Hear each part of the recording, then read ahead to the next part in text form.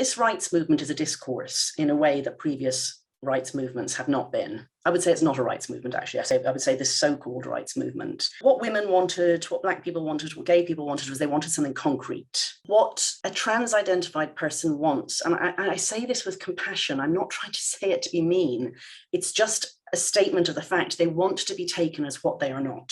And that's a claim on everybody else. And it's a claim that everybody else says what they can see not to be true. If you want to be accepted as a woman when you are visibly a man, you must control everybody else's language, because you aren't a woman in any other sense. You know, you're not a woman in the sense of material reality, you're a woman in the sense that other people are calling you a woman and allowing you into spaces that are nominally women only. And if that's the only way that you can get what you want, well, then you must be quite authoritarian on language, because the language is what it is. The language is what makes this movement.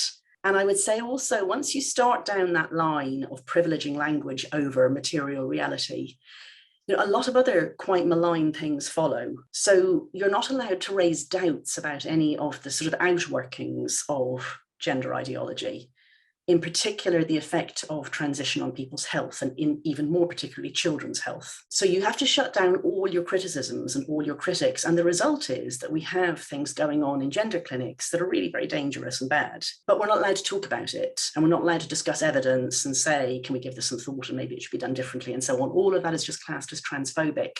So I would say that before I started on all of this, I did regard myself as someone who thought free speech was very important.